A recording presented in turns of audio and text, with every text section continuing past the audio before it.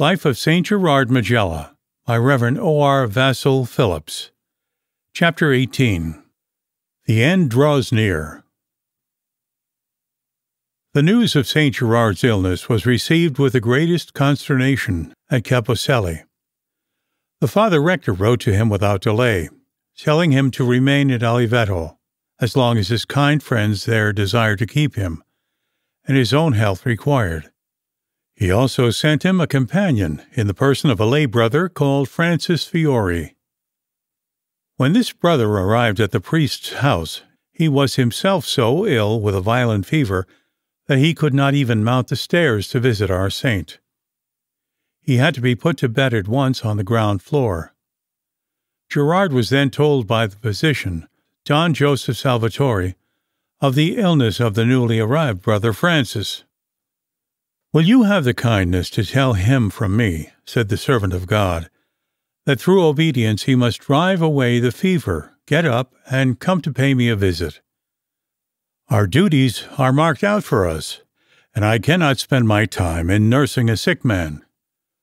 The doctor looked amused, and hesitated about delivering such a message.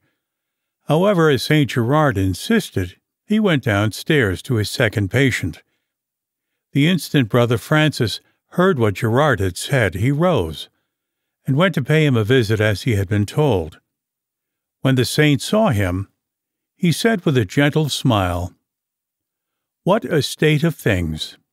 We have been sent out to make a quest, and you allow yourself to catch a fever. Be obedient, and see that it does not come back again." Then turning to the medical man, he said, "Would you have the kindness just to feel his pulse?" To his utter astonishment, the doctor found that the fever, which had been raging a few minutes before, had now entirely disappeared. Seeing the archpriest and his brother lost in amazement, Gerard said simply, "This astounds you. No doubt it looks like a miracle. In reality, it is only an effect of obedience." Either that same day or the next, the good physician saw a similar favor granted to his own sister. She too was in a high fever. Ill as he was, the saint managed to go and see her. He simply said, "There is nothing the matter with you." As he spoke, she was suddenly cured. A few days previously, a shopkeeper of Caposeli had been taken very ill. Before having recourse to any human remedies, his son sent to Saint Gerard begging that he would have the charity to recommend his father to the Blessed Virgin. Gerard replied by a letter. As soon as this letter came to the house, the sick man was restored to perfect health. Seeing and hearing of such marvels as these, Don Angelo Salvatore determined to endeavor to obtain from his holy guest a still more remarkable and important cure. There was living at Oliveto at the time a priest named Dominic Sassi, who had fallen a prey to a strange disease, the consequence of scruples, which had impaired the use of his faculties. He remained almost all day shut up in his room, where he indulged without any cause in terrific yells like those of one distraught. Although his life had always been irreproachable, he was a victim of the blackest despair. He only went out at rare intervals. For 7 years he had neither been able to say Mass, nor even to receive any sacrament. His friends during all this time had not been idle. They had taken the poor man to the most celebrated places of pilgrimage. All, however, had so far been without apparent result. God's hour had not yet come. Here again Brother Gerard was to be the instrument of our Lord's goodness. When the saint was first told of the sad state of this poor priest, his humility at once took alarm. "What can I do?" he asked a little coldly. But soon, as usual, his compassionate charity won the day. He went quietly to visit Don Dominic. On beholding the stranger, the unfortunate madman began to send forth his ordinary shrieks. Gerard was in no way disconcerted. He made the sign of the cross upon his head. At once the poor sufferer grew less violent. Then, seeing a harpsichord in the room, Gerard induced the priest to touch it. The story of David and Saul now repeated itself, but this new David placed the instrument of soothing in the hands of him to whose soul peace was once more to come. Together they sang Our Lady's Litany. At the joyful sound of the sacred music, the whole household came running to the room.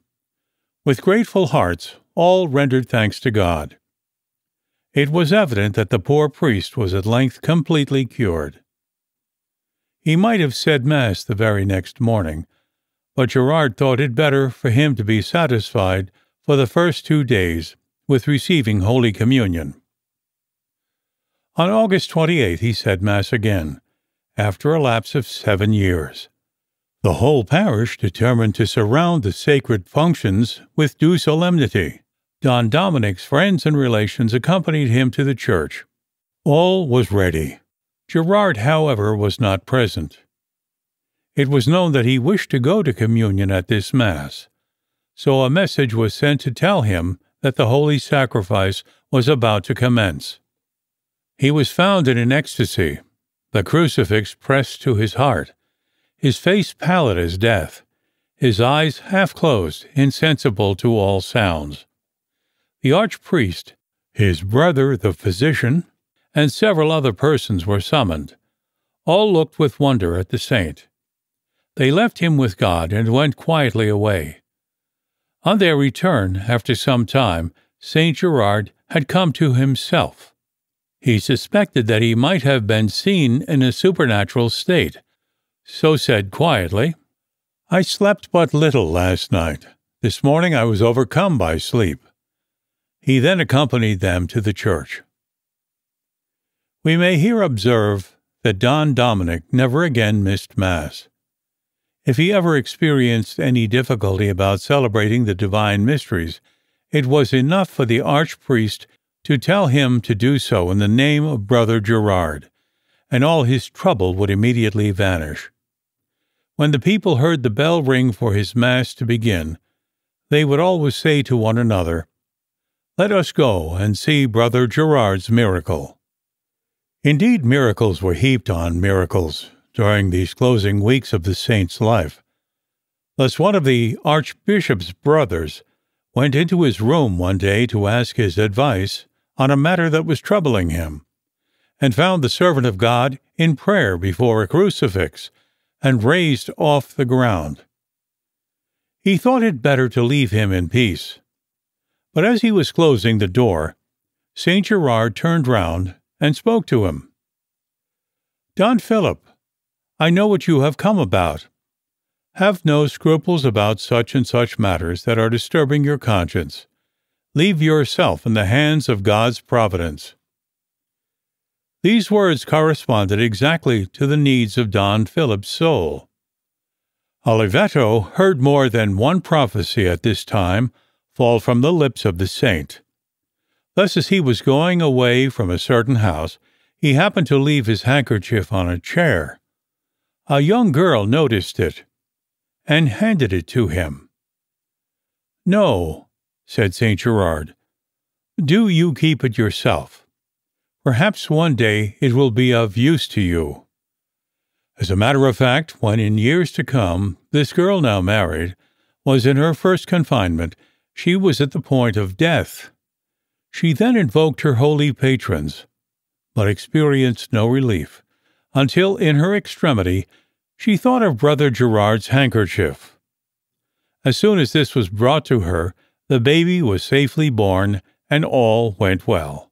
The witness who has recorded this fact concludes his statement with the following words: "My grandmother jealously guarded this relic. Eventually it came into my possession, but there now only remains in my hands a tiny shred, for I have been obliged, in order to satisfy the devotion of the faithful, to cut it up into tiny bits for distribution." After 8 days had been thus spent, full of marvels at Oliveto, St. Gerard thought it right to go back to Capicelli. He grew daily worse than better, and it was quite evident that it would be impossible for him to continue the quest for which he had been sent out of his convent. Under these circumstances, the archpriest and his brothers could not interpose any obstacles in the way of his return, and all was arranged for his departure. Before leaving Oliveto, never to be seen again in this world, the saint went to say farewell to the family of Don Angelo Pirafalo, whom he held in high esteem. His last words to these friends were in themselves miraculous, and spoke of his approaching death. "Look sometimes," he said to them, "towards the convent of Caposelli. As long as you see a white cloth floating from a window there, so long you will know that I am still alive. When it disappears, you will know that I am dead." We should remark that Caposelli is more than 10 miles from Oliveto, and thus it would be, naturally speaking, quite impossible such a distance to distinguish the convent windows. Notwithstanding, St. Gerard's prediction was fulfilled to the letter. During the rest of his life, the mysterious signal was clearly visible at Oliveto. It vanished only at his death.